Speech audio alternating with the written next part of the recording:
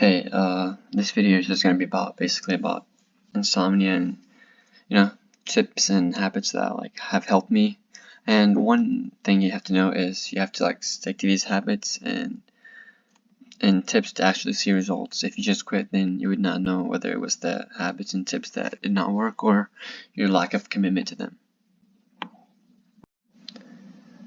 The first one is gonna be basically the first few couple of slides are just going to be basically about tips, and then the rest are just going to be about habits, and then tips/habits and stuff like that. And then the last one is the one that personally helped me the most out of all these. So yeah, the first one is basically sleep before midnight. These are basically just common tips that you'll hear, and then there's going to be some uncommon ones that you have not heard and that might help you in the future. So yeah, the first tip is just try to sleep before midnight. Try to go to sleep between 9:30 p.m. to 11:30 p.m. And this is ideally because it aligns with your body's natural rhythm and promotes better sleep and health.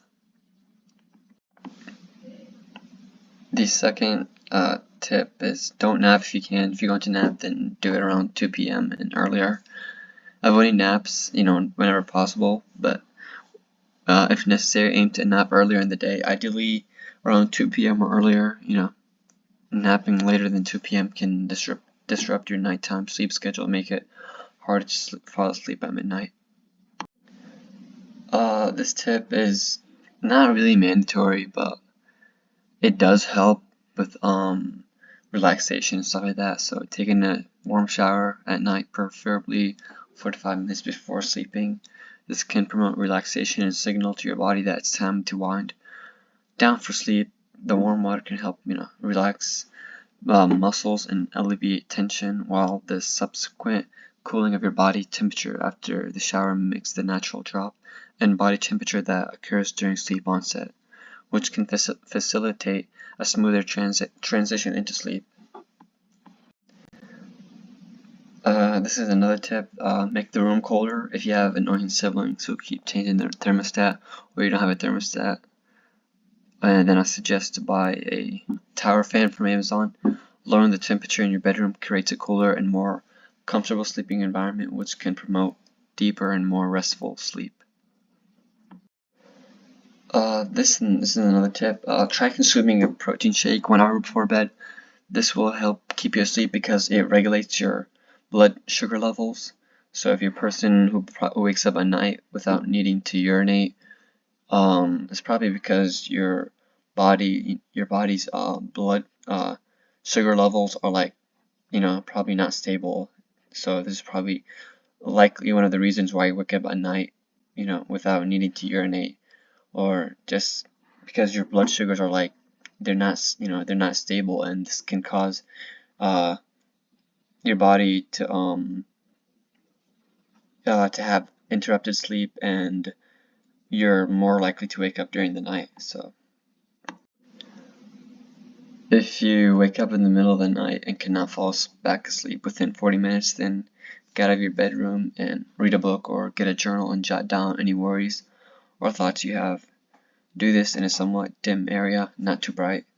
This can prevent frustration and anxiety associated with laying awake in bed, which can promote better sleep quality overall. It is fine if you can not fall back asleep. You can listen to some yoga nidra, which can help relax your central nervous system and help you tackle the day. This is another tip. No spicy food before bed no spicy food before bed at least 4 hours before bed. This can cause you to have eating spicy food before bed can cause you to have higher body temperature, which can make it uncomfortable and hard to sleep. Plus, you're putting yourself at a risk to get a heartburn. No caffeine 12 hours before bed, or just don't have caffeine in general, and see what happens to your sleep, at least for a couple of days to a week. Try using blue light blockers at least 1 hour before bed. This can help reduce exposure to artificial blue light that can interfere with your body's production of melatonin. And yeah, that's just pretty much it for this tip slash habit. Listen to guided sleep meditation or while you sleep or some calm music. And I don't recommend using AirPods or headphones while listening to the audio. These cues can help quiet the mind, reduce stress and anxiety, and create a soothing environment conducive to falling asleep and staying asleep. And make sure your phone or whatever device you're using is also being charged. So if you're using your phone as an alarm, then it's probably gonna die. So keep your phone charged while you're listening to the auditory cues. This is a tip slash habit. 1 hour and a half to 2 hours of no liquid food before bed. I suggest eating some gum during this time to help you feel less thirsty and less prone to dry throat.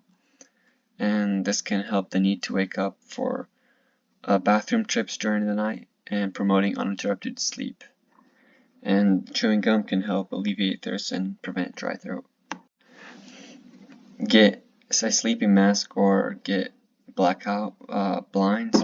I have both.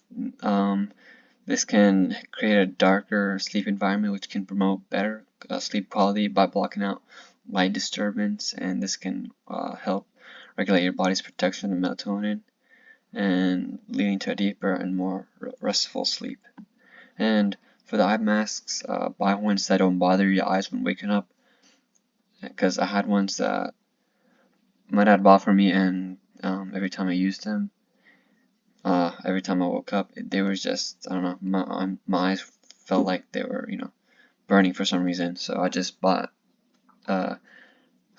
some good quality ones for $25 on Amazon. So yeah. Getting sunlight after the first minutes of waking up for at least 10 minutes.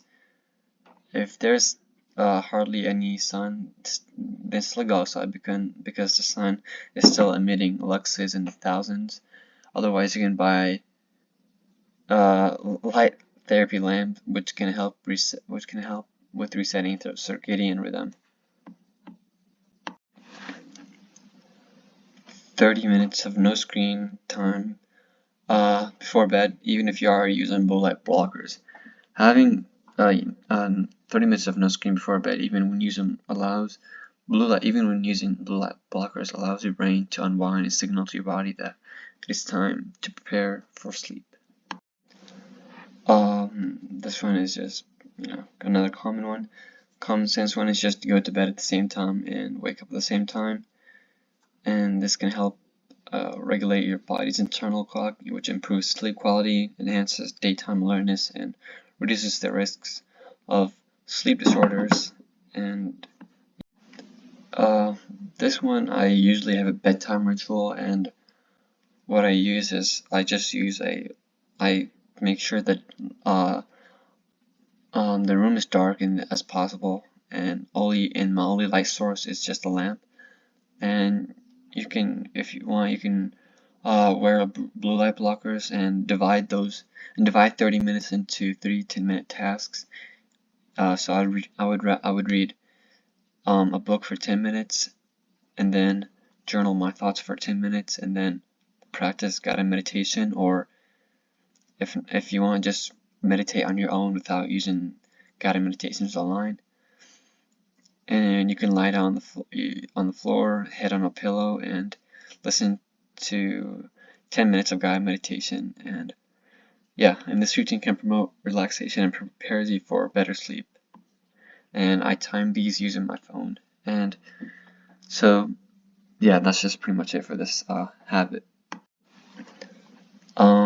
Keep a sleep diary. This can help track sleep patterns and identify what things disturb your sleep, and write down things that don't work and things that do work, and what things could be causing your sleep disturbance and stuff like that in general. This one is I only use your bed for sleep. I mean, you could still be in your bedroom, but when you're laying on your bed, don't sit on there and scroll or do homework or any work on your bed. This can cause your brain to associate your bed with work, and every time you try falling asleep, it will be much harder since your brain thinks that the bed is where you do your work / scrolling. So if you have a desk, then in your bedroom, then go there and do your work, and then once it's time to sleep, just go sleep on your bed. Don't do any scrolling or any homework / work on your bed. And that's pretty much it for this one. This habit has helped me tremendously, and it's meditation and meditating on my own for 10 minutes a day, whether it be in the afternoon or night, before bed or both. It has helped me a lot with controlling my own thoughts and being more in the present. So if you're a person who overthinks a lot before bed and stuff like that, then I definitely suggest you try this and